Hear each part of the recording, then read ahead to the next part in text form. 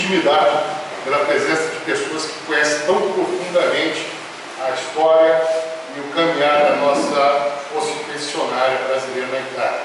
Provavelmente farei algumas colocações não tão precisas, peço que se isso acontecer, me corrijam prontamente. Afinal de contas, pelo currículo, todos devem ter percebido que é que nem pá. Voa, nada, anda e canta, tudo isso, mas muito mal feito. História, está na hora, química, infantaria, não. Bom, de fato, para mim, essa proposta de falar sobre a Batalha de Montese, ela é emitida de um significado muito interessante, porque não é muito comigo. Eu fui criado na minha época de cadete, até mesmo um bom período de oficial, que a batalha mais importante, mais instigante, que merecia maior cuidado de conhecer, foram as batalhas por Monte Castelo. Foi a mais significativa, a mais demorada, teve maiores ensinamentos, foi muito dolorido para o exército. Depois, com o passar do tempo, eu fui me apaixonando. Quem esteve, o próprio César esteve lá conosco, na palestra na Promos, Rota de Campinas, quando eu falei sobre a batalha de Colégio Formou. Ela foi também uma batalha que pegou para mim, desde capitão, um interesse profundo pelo formato, pelo que aconteceu e pela forma como eu fui apresentado àquela batalha. É bastante interessante, mas ficou hiato entre Monte Castelo e Colégio Formou, ficou hiato. E eu, de certa forma, eu estou nesse momento tentando cobrir esse espaço que eu deixei no meu estudo sobre o caminhar da Félia pelos Apeninos italianos. Então, peço novamente desculpa, que talvez não seja preciso em alguns comentários. Inicialmente, gostaria de fazer uma breve introdução do que era o que estava acontecendo em Itália. Fatalmente já devem ter visto uma transparência semelhante a essa, a Organização para o Combate das Forças Aliadas. Porque imaginemos a seguinte situação: não tinha ainda acontecido o desembarque da Normandia. Não tinha. Os aliados expulsaram os alemães do norte da Itália, que pulavam para a Córcega, a Sicília, a Sicília, e da Sicília pularam para a Península. Os alemães tinham a certeza, pelo desenhar, que a forma que os aliados iriam invadir o território alemão seria por esse movimento, ou seja, os aliados subiriam a Península Itálica, atravessariam os Alpes pelo Passo de Brenner e atingiriam o território da Áustria e da Áustria-Alemanha. Então, todo o esforço alemão era manter a Itália para que não fosse, a Alemanha não fosse invadida. Está ocorrendo ainda as batalhas finais no leste, lá resultado da Operação Barbarossa, da invasão da Rússia, mas a única certeza que a Alemanha não poderia perder seria a Itália. Esse era o cenário. Então, e para os aliados, a Operação Normandia ainda era uma hipótese, uma reunião de meios, um estudo de viabilidade. Vamos levantar os riscos, vai ser algo monstruoso, algo gigantesco, que nunca aconteceu na história da humanidade. Vamos ainda entender o que será o desembarque da Normandia. Então, o esforço será ainda a Itália. Para isso, o melhor general britânico, Sir Alexander, ele era o comandante dos dos aliados no teor da Itália. Aqui eu fiz questão de buscar essa revista, que é uma revista dos anos 40, em que ele foi eleito pela revista Time com a personalidade do ano. Então, nós entendamos a importância para os aliados do que era à frente do teatro de operações da Itália. Então, o 10º grupo de exércitos aliados, comandado pelo general Sir Harold Alexander Britânico, tinha dividido sob seu comando a Itália. Tem ainda, né, os Apeninos de sul a norte, dividindo o território. A leste dos Apeninos, o 8º Exército Britânico, comandado por general Oliver Lees. E a oeste, que é o que nos interessa, comandado pelo general Mark Clark, 5º Exército, aí esse sim nos interessa, o Exército, o 5º Exército norte-americano, composto plural em torno de 12 nacionalidades. Não era só brasileiro. Tinha sul-africanos, tinha israelenses, tinha palestinos, tinha italianos, tinha uma brigada italiana, tinha poloneses. Era um esforço multinacional para a conquista da Itália. Então, muito interessante. E subordinando ao general Clark, tínhamos o general Wilson Wittenberg, comandante do 4º Corpo de Exército norte-americano, que tinha sob a subordinação a 6ª Divisão Blindada, a 85ª Divisão de Infantaria, a 92ª Divisão de Infantaria norte-americana e a famosíssima 10ª Divisão de Montanha norte-americana. Vou acrescentar que, de fato, para mim, a 92ª também era muito famosa. Era a famosa Divisão Bulls. Por que Bulls? Porque era uma divisão formada de soldados pretos, comandados por oficiais brancos. E eles são cruciais, eles serão cruciais para que acontecesse o colégio Conoco. É muito interessante a participação dessa 90ª, pela infeliz peculiaridade, né? Mas por ser muito próxima à tropa brasileira, porque também era uma das poucas tropas onde havia combatentes pretos, e a famosíssima especializada 10ª Divisão de Montanha, a única efetivamente especializada no combate de montanha. E oposto ao McClellan, Wittenberg, estava aqui o Marechal Albert Kessler. Ele, na verdade, ele não era do exército, ele era um brigadeiro da Força Aérea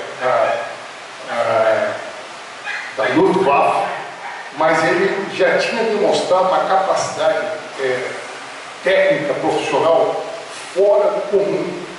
Ele, para que nós entendamos, ele liderou, ele foi o comandante do general Erwin Rommel, no norte da África.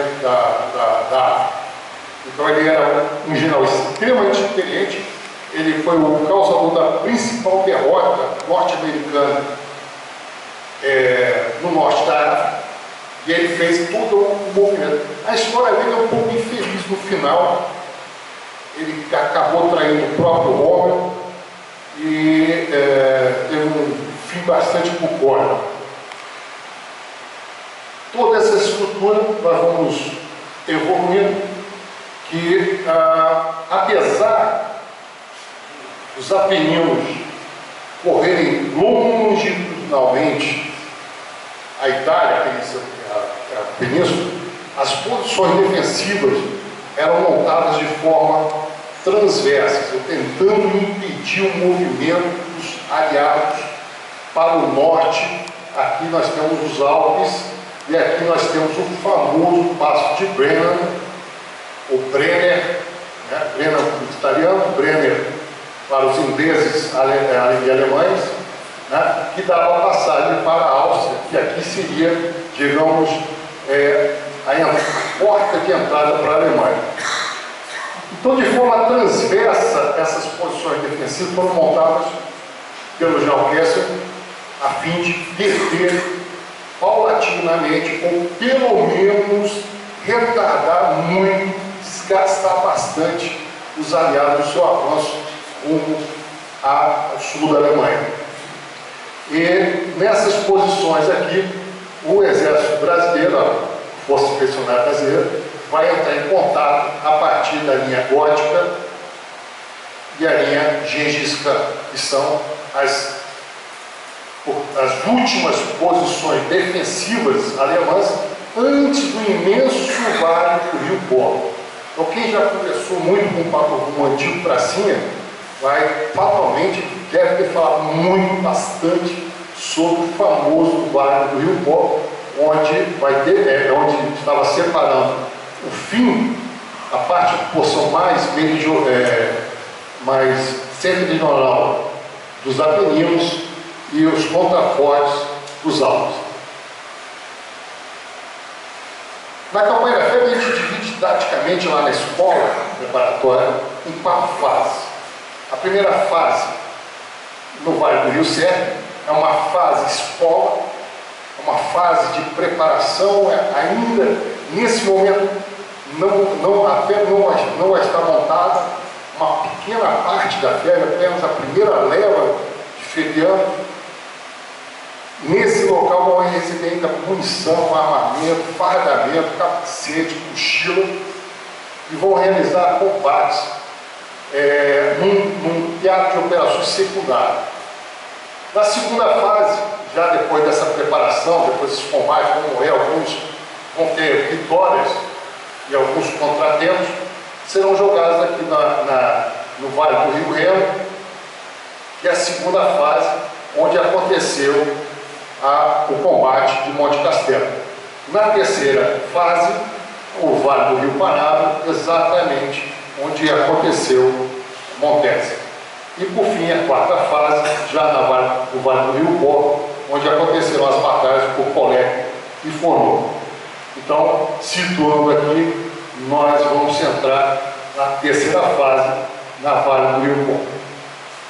Bom, aqui uma imagem do planejamento do general McClellan, do que o general Alexander, após Monte Castelo, o general Alexander foi retirado da Itália e mandado para a Inglaterra para fazer parte, já como comandante, de uma das operações referentes ao desembarque da Normandia. Na saída do general Alexander, o general McClellan passou então a ser o comandante do teatro de operações do grupo de exércitos aliados na Itália. O antigo comandante da tropa brasileira passou então a ser o comandante geral das forças aliadas. E ele concebeu, ao final da vitória em Monte Castelo, uma grande operação que entraria na primavera, deveria entrar na primavera, uma operação de cercar todas as tropas alemãs que porventura ainda estivessem nesses contrafortes dos Apeninos, dominando aqui a faixa litorânea da Itália, e apreender todos os alemães, ou seja, destruir o que sobrou de alemães aqui nessa região, permitindo então uma possível entrada das tropas aliadas aqui no Passo de Breno para invadir a Áustria. Bom, Vale do Parado, Montese. Parece simples, assim, minha forma ingênua de pensar, a gente tem que imaginar o seguinte: conquistamos aqui Monte Castelo, vamos pegar aqui, vamos retomar a rodovia 62 e vamos prosseguir para Montese. Não foi assim. De Monte Castelo para Montese, o 11º Regimento de Infantaria foi combatendo para ocupar todo esse entorno, todo esse flanco aqui de Montese. Aí que veio um negócio bem interessante. Logo aqui em cima,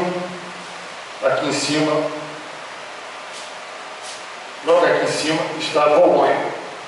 Eu devia ter mencionado antes. Bolonha ocupa ocupação, a conquista da cidade de Bolonha para o 5º Exército de Campanha significava que se ocupasse Bolonha, toda a linha Gengis Khan e gótica, todas as linhas defensivas alemãs estariam vencidas. Então, é o que a gente chama de objetivo estratégico para os aliados, seria a conquista de Bolonha. Isso no raciocínio do general McClellan. Para nós não sabíamos, eu fiquei sabendo esses dias, no planejamento alemão, na verdade, os alemães estavam acreditando que o ataque principal dos aliados seria sobre Montese. E ninguém sabia disso. E foi assim, nesse contexto, numa reunião em que o general McClellan, juntamente com o general Friedenberg, falou: pessoal, a partir de abril nós vamos encadear uma grande operação, Great Shot, ou também vulgarmente conhecido como Operação Primavera. Nós vamos limpar o norte da Europa, da Itália, de alemães. Ok? Então nós vamos conquistar a Polônia e de lá vamos infligir para o oeste e limpar toda a região do Vale do Po. Para o alemão, não. Para o alemão, eles, pelas informações, pela situação tática, pelas estruturas do relevo, eles raciocinaram que o ataque principal aliado seria Montese. Por isso que Montese se tornou a mais sangrenta das batalhas.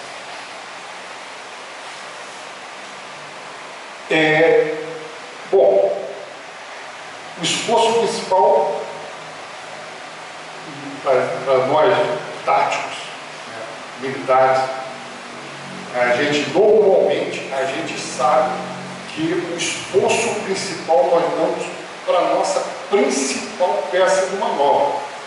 Para o americano, a principal peça de manobra, obviamente, era a 10ª Divisão de Montanha. Então, a 10ª Divisão de Montanha caberia a conquista de Bolonha. Só que, para a conquista de Bolonha, primeiro deveria ser pela 10ª de Montanha, a 10ª de Montanha conquistar Montese. E a divisão brasileira simplesmente ficaria guarnecendo ou defendendo o flanco oeste da 10ª Divisão, dando segurança para que a 10ª de Montanha fizesse o ataque à Polônia. Olha só como as coisas vão acontecendo. E o general Mascarenhas de Moraes, todos já assistiram alguma palestra minha sobre o assunto, sabe que eu sou fã do general Mascarenhas de Moraes, ou do Marechal Mascarenhas de Moraes. Ele teve um sentimento de falar assim: não, vamos fazer o seguinte, manda a 10ª de Montanha para Bolonha e deixa a Montese para mim. Por quê? Porque vamos economizar o esforço da 10ª de Montanha para que ela consiga conquistar rapidamente Bolonha. E eu vou ficar com esse osso duro aqui, que eu acho que não é tão duro quanto o Bolonha. Só que não foi assim, não foi o pensamento do alemão. E ficou essa ideia: sair de Barão, Montese, prosseguir Zócalo, Vinhola e daqui prosseguir fazendo a Operação Grapefruit ou Operação Primavera. Esse é o pensamento. Então, por sugestão do próximo Floco Mascarenhas de Moraes, coube a Força Expedicionária Brasileira conquistar Montese e, a partir daí, fazer um aproveitamento do êxito até o porte do Rio Pará e assumir o flanco esquerdo da 10ª de Montanha. É muito interessante, e essa foto é a minha preferida do velho Marechal. Eu vou aproveitar, me perdoe, mas eu vou fazer um pequeno parênteses, porque o general Mascarenhas de Moraes tem uma história belíssima. Ele era de origem, não vou dizer humilde, mas ele não é um origem militar. Ele fez a escola militar da Praia Vermelha, ainda aquela original, e ele participou, ele foi atingido pela revolta da vacina. E, apesar de não ter aderido à revolta da vacina, ele foi expulso da escola militar da Praia Vermelha. E ele foi, por ser expulso da escola militar, ele foi expulso e mandado para o quartel para ser sargento no corpo de tropa. E quando chegou lá, ele desenvolveu de tal forma o seu trabalho que em um ano ele chegou ao primeiro sargento. Nesse período houve uma anistia a todos aqueles que não aderiram, retomaram a escola militar da Praia Vermelha, o seu curso para oficial. Ele se formou oficial de artilharia e ele é formado também em ciências naturais e matemática. Ele foi um matemático, é interessante ressaltar isso, que ele foi um matemático da coluna Rondon. Ele fazia todos os cálculos referentes ao lançamento dos fios durante a epopeia de Rondon nas fronteiras oeste brasileiras. É muito bacana a gente entender que ele teve um herói militar, teve nunca deixou de lado o estudo. Ele é um excelente matemático, um excelente físico. E ele era baixinho, tímido. Tinha estudado com Getúlio Vargas, Leopardo. Getúlio Vargas foi aluno da Escola Preparatória e Tática de Leopardo. Vargas foi isso. Uns dizem que ele foi expulso, outros dizem que ele pediu desligamento, mas foram companheiros. Mascarenhas de Moraes prosseguiu na carreira e Vargas tornou-se então ditador. Não digo presidente, porque ele só foi presidente a partir de 1950. Ele tornou-se ditador de 30 a 45. Mas esse senhor aqui, ele era uma pessoa excepcional. Ele vai transformar pessoalmente na frente do combate, como um general já uma certa idade, não tinha grande experiência de combate, trabalhou muito mais de forma humanitária juntamente com Rondon, se tornou um grande herói militar. Infelizmente, ele não é reconhecido, como eu vou falar um pouco mais adiante. Em Montesa, é claro que era uma frente ampla. A FEB encontrou uma divisão de infantaria ligeira composta de 3 batalhões de regimento, 3 batalhões de um regimento de infantaria, um batalhão de reconhecimento, um batalhão de carros de combate, um batalhão de peças de assalto, pertencente a uma divisão de assalto, que chama divisão Granadeiros Panzer, que daria todo esse palco. E é interessante que o general comandante da zona defensiva alemã, ele era muito meticuloso. Ele não deixava brecha, não tinha brecha no sistema defensivo. Ele ocupava todo o espaço, inclusive com minas. E como ele chegou à conclusão que aquela tropa iria fazer um ataque à Montesa, e aquele seria o ataque principal dos aliados, ele grupou quase toda a artilharia para bombardear a tropa que vinha em assalto à Montesa. E eram os nós.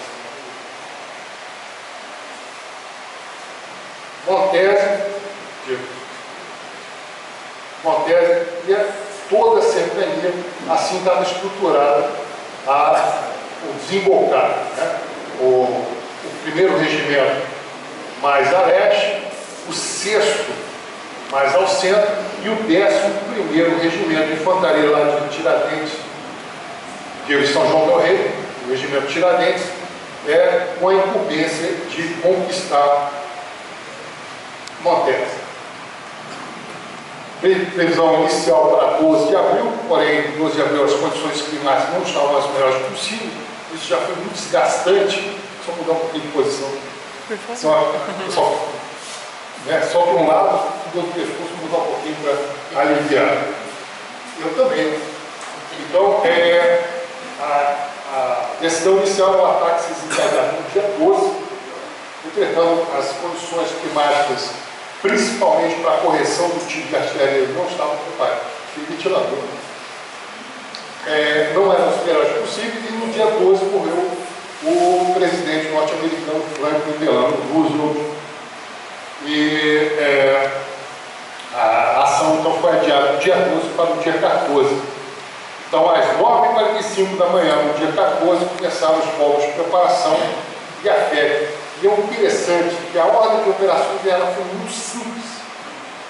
A ordem de operações táticas sobe correndo, não para nada. E se você parar, o fogo, principalmente da Lourdinha, do 88, canhão 88, aquele canhão que era antiaéreo virou canhão anticarro, e principalmente de sniper, iam abater vocês. Então vocês têm que subir de novo. E de fato, a artilharia ela começou os fogos em 9h45 e a tropa brasileira passou a linha de partido, que a gente chama de linha de partido, a gente vai para o ataque, a gente ultrapassa a linha de partido, eles avançaram uma rapidez.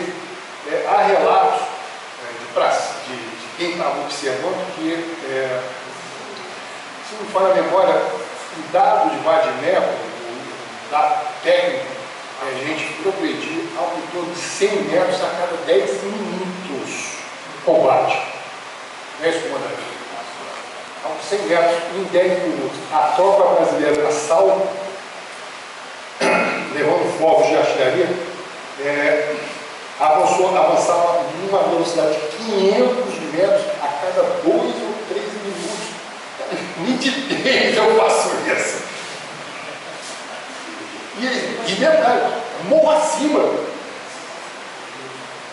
Teve um tiro, né? Para ele entender assim, a disposição do soldado. E é interessante o comentário do próprio tenente brasileiro, ao perceber aquela desenvoltura, aquela capacidade de quase atlética, quase atlética, sabe disso, né? Ele falou assim, como é que pode um povo tão pequeno, bem desembolsado, mal trajado, que a gente recebeu no uniforme americano, né? Tão franzinos, fazer o que eles estavam fazendo. E aí sim foram subindo. E no dia 14, ainda às 15 horas, partiu-se praticamente às 10 horas, 5 horas depois, o tenente Ipô, na frente do seu pelotão, estava subindo na torre, uma torre medieval que estava no topo de Montesa, completamente isolado. Completamente isolado. De um lado, o pelotão tinha perdido, o pelotão do lado dele tinha perdido o comandante, e do outro lado esquerdo, o outro pelotão que estava no assalto, que a gente chama assalto mesmo, também tinha sido metido por fogos ajustados de artilharia e de metralhadora. Então, a gente então ele conseguiu subir, não é essa a foto, né? Porque eles subiram combatendo, eles foram, é interessante o relato, que eles subiram em direção a essa torre, né? Eles subiram em direção à torre medieval, invadindo as casas, a gente chama, fazendo a limpeza e defendendo as casas, porque os alemães também estavam atacando. Não esqueçamos que para os alemães, o que nós estávamos fazendo era a ação principal da tropa norte-americana.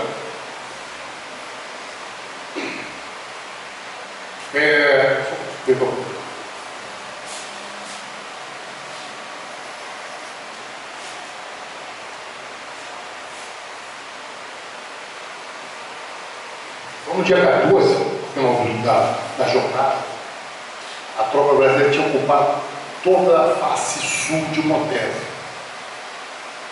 Mas ninguém sabia que, para o alemão, Montesa era chave, era crucial.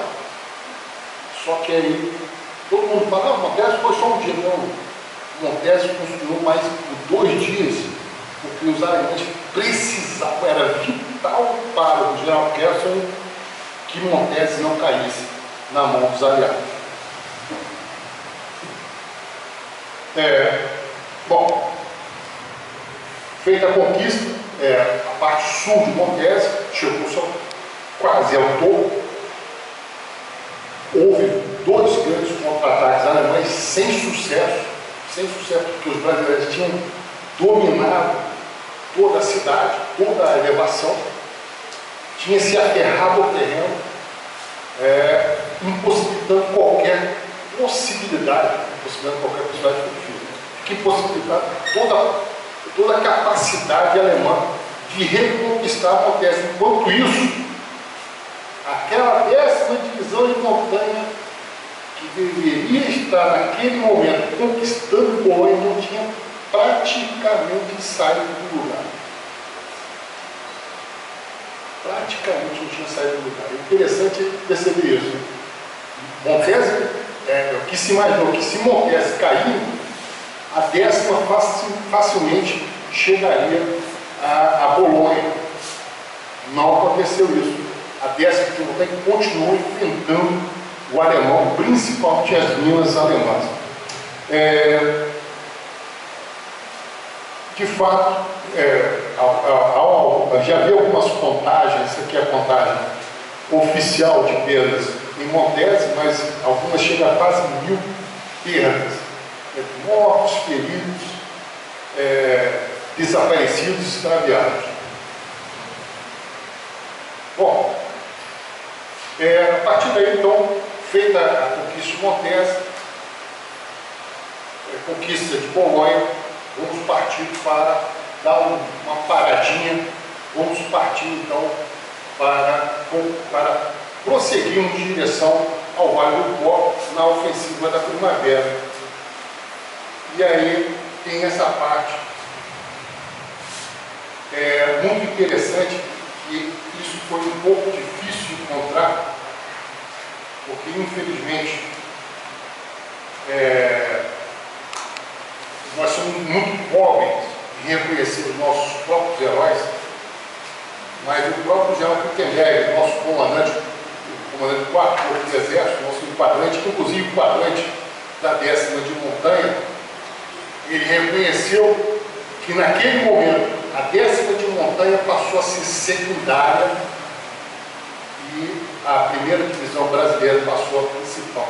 A campanha ao noroeste da Itália, onde recorda, orgulhoso, a inversão do papel de sua tropa de coadjuvante, só vou conquistar ali Montese já. A protagonista do rompimento da linha de descanso, porque nós não sabíamos que para o alemão Montese era a chave de Gengis Khan. E aí fica mais um elogio pouco conhecido, escrito pelo próprio Gutenberg. E o Gutenberg ainda prossegue uma carta. A Divisão de Infantaria Brasileira foi a única grande unidade que cumpriu integralmente a missão recebida.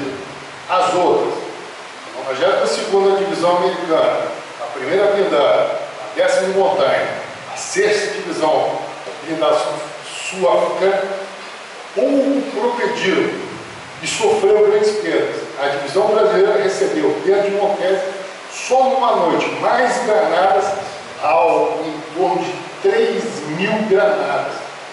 Tá? Que todas as outras somadas, sem arredar o pé das posições conquistadas. É o que a gente chama, quando a gente está da visão do alemão, um jargão nosso militar. Quando a gente perde uma posição defensiva, a gente tem um fogo que chama-se fogo de artilharia, é tudo que tem no interior da posição. Foi o que os alemães fizeram. Eles pegaram toda a sua artilharia e jogou tudo em Montese.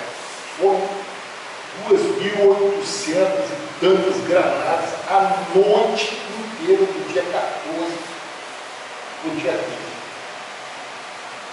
sabe, eu imagino um soldado, nem acho que o próprio Marechal Mascarenhas não tinha noção do que estava esperando a conquista, o que seria a conquista de Montesa. Agora ficou pior. Você poderia, Isabel, por favor, por favor. O general Klittenberg, comandante da 4º Corpo do Exército, disse ao seu Estado-Maior: na jornada de ontem, só os brasileiros mereceram as minhas irrestritas congratulações com o brilho do seu feito e seu espírito ofensivo. A divisão brasileira está em condições de continuar ensinar. A divisão brasileira está em condições de ensinar as outras divisões como se conquista uma cidade. Uma salva de palmas.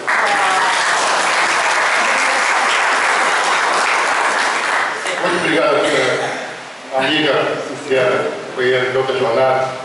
Mas é verdade. O general Klittenberg, ele fez e eu, assim, vou colocar um pouquinho de tempero nesse comentário dele. Pensemos o seguinte: até novembro de 44, nós estávamos envergando uma uniforme de lona,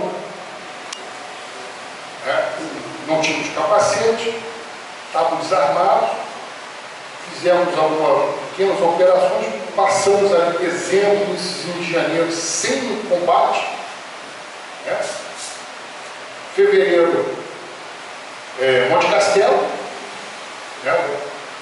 Aquela coisa, aquele combate que foi Monte Castelo, né? Um combate terreno, né? Subir cota, campo, fogo de artilharia, metralhadora. De repente, a gente sai de Monte Castelo, uma tropa que parecia velha de combate. E a gente simplesmente passou por uma divisão acostumada ao combate em montanha, coisa que nós não temos no Brasil. Fizemos uma operação de conquista de uma cidade que até hoje é uma operação extremamente complexa. No Brasil nós temos apenas aqui a nossa brigada aqui de Campinas, especializada em operações urbanas. E a 10ª de montanha, as outras já tinham vindo lá desde Monte Cassino combatendo, a 10ª montanha não, mas pelo menos a 92, 91 já vinham combatendo desde Monte Cassino, não tinham experiência de combate. Muito menos, e quando chegaram no terreno, e quando chegaram no combate em localidade, como disse o Klittenberg, a única divisão que tinha condições de ensinar as demais era brasileira, que também não sabia. Não sabia, mas aprendeu. Né?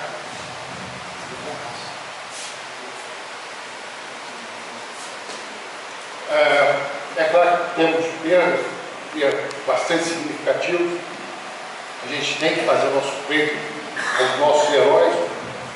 Comentei sobre o general, o tenente Apolo, o tenente conquistou, chegou lá, eu esqueci. Mas eu tinha que falar um pouquinho do sargento Max Wolff, o rei das patrulhas. O sargento Max Wolff, ele se tornou famoso. Essa foto é uma foto de revista. Essa foto ela foi uma montagem para uma revista brasileira que saiu do Brasil para entrevistá-lo na Itália. E aí então, o problema, curiosidade, infeliz. Ele deveria ter saído à noite para fazer a patrulha de combate. E ele foi chamado pela organização para dar essa entrevista para uma revista brasileira, deu essa entrevista, atrasou a saída dele, né? Esperaram amanhecer para tirar essa foto. Essa é a última foto dele.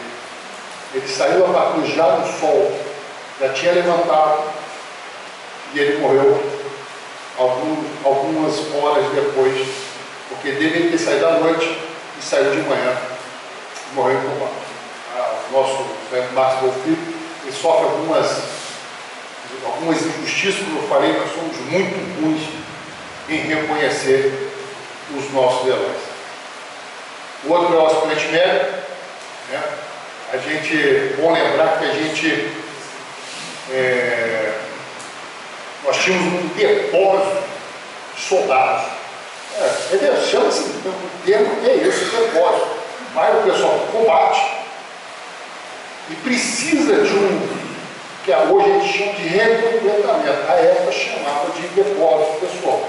E ficavam lá tenentes, sargentos, capitães, obviamente proporcional, cabos, treinando, sequestrando, e aí morreu, opa, pega você que está aqui no recompletamento e vai para o combate. O caso do aspirante médico foi diferente, porque ele se formou na Escola Militar de Realengo, em novembro, e ele praticamente foi de Realengo, do Rio de Janeiro para a Itália. Ele praticamente não passou por recompletamento e foi para o combate. Um aspirante é um recém-formado na nossa Academia Militar. E no seu primeiro grande ataque, né, primeiro combate, ele na frente mesmo, de forma arrojada, ele foi atingido por uma rajada de metralhadora. Não sei se precisar pela lutinha, mas foi atingido no peito. Ele ainda conseguiu motivar a sua tropa, dar ordem aos seus subordinados, e após isso ele veio à morte um jovem de 20, 21 anos de idade, né? Ele foi voluntário para a guerra, ele ultrapassou todas aquele trânsito de burocrático para logo ser jogado no combate, na mais sangrenta batalha da febre na Itália. E aqui são as últimas palavras narradas pelos seus subordinados, quando ele já estava nos estertores da morte. Eu deixo aqui para que leiam alguns segundos de silêncio.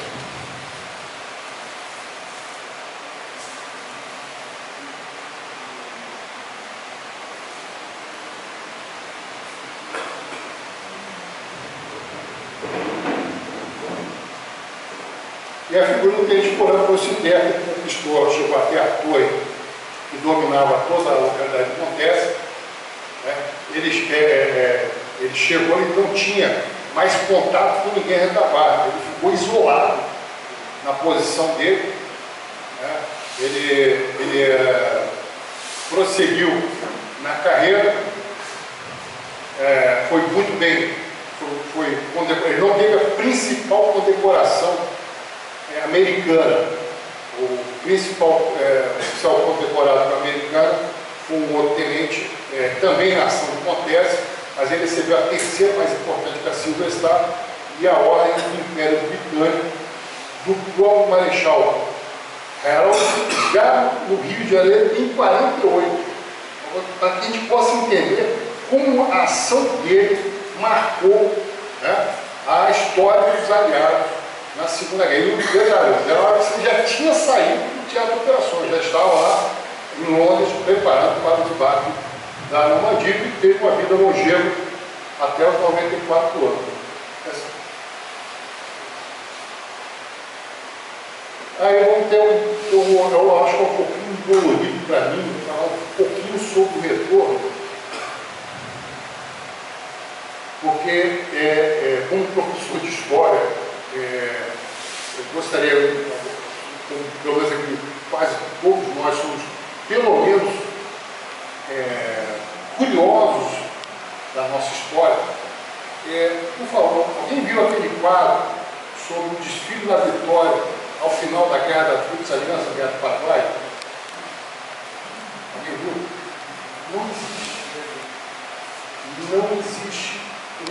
Não existe uma festividade não existiu uma festividade, uma comemoração, um arco da vitória, ao final, depois de 5 anos de guerra lá no Paraguai, os nossos soldados chegaram, e do jeito que chegaram, foram embora para casa. Porque Vargas chegou a fazer o seguinte comentário: eu tenho medo do Mascarenhas e seus 25 mil homens. Quando, no primeiro escalão brasileiro, o primeiro escalão que saiu da Itália, entraram no Custódio de Melo, para voltar para a Itália, fizeram uma escala, desfilaram em Lisboa, sabe disso? Desse pegou em Lisboa, foi recebido pelo exército português, pelo general Sarmento, que era o presidente de Portugal, o ditador português do Salazar. E era interessante, a colônia desfilando sobre a capital da metrópole. E é muito interessante, eu adoro. É o meu momento caras. A gente que é um pouquinho mais velho sabe o que é cara, que é o momento da fofoca. Se a gente perceber, nós baixamos sobre Montevidéu, sobre Buenos Aires, sobre Assunção e sobre Lisboa. A gente tem uma história, e uma história que dá muito orgulho. Me perdoe esse eufemismo. E aí o que aconteceu? No retorno, essa tropa, ao sair de Lisboa, houve uma ordem, um despacho presidencial, desmobilizando a festa. Ou seja, o soldado pracinha deixou de ser soldado. Volte-se a ser civil. E aí vai acontecer o desembarque no Rio de Janeiro, entra em forma, desfila, né? É interessante o desfile. Começa a tropa em ano, depois praticamente termina por um, que as pessoas vão invadindo o aterro para abraçar o soldado, tirar a peça de uniforme, beijar o soldado. E aí quando terminou, e agora? Não, agora não, acabou. Não, eu sou soldado, eu voltei da guerra, senão eu não é soldado. Eu tenho o Mascarenhas, os seus 25 mil homens. E aí, se a gente for ver essa foto aqui, a gente vai ver aqui o General Zé da Costa, alguns oficiais, todo o desfile. É o desfile aqui da vitória. Cadê o Mascarenhas? Mascarenhas vinha de avião, porque a gente chama, assim, tem uma interessante observação, que ao final, quando os alemães se integraram, terminou a guerra em maio, coube a febre a ocupação militar da Áustria. Quem sabia disso? O Mascarenhas de Moraes seria uma espécie de comandante militar da Áustria. Ele falou: não quero voltar para o Brasil.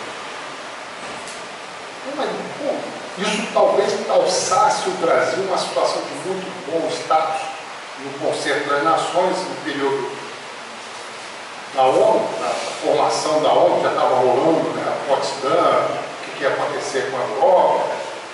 Né? Então, mas que é negativo, voltar para o Brasil. Está na hora de descansar um pouquinho. E aí o Mascarenhas de Moraes fez a passagem, que a gente chama de passagem de zona de ação. A gente entrega a zona de ação do exército, que já estava quase na França, na região de Susa, né? Entregou lá a tropa aliada, aos próprios italianos, uma boa parte dos próprios italianos, embarcou no avião para dar tempo de chegar.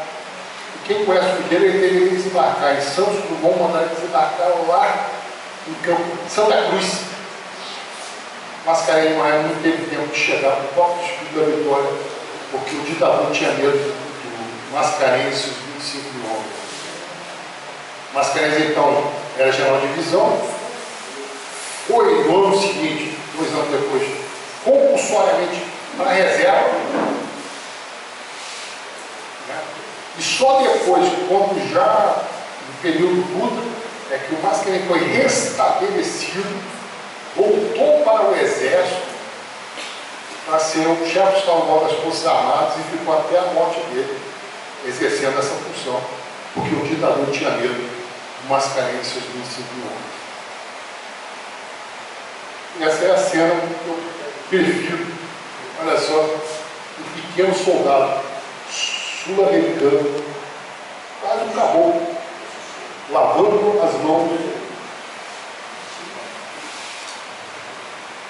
na Itália, num prédio perfurado por tiro. Isso é muito significativo. Eu gostaria de agradecer a presença de todos e a paciência e pedir desculpas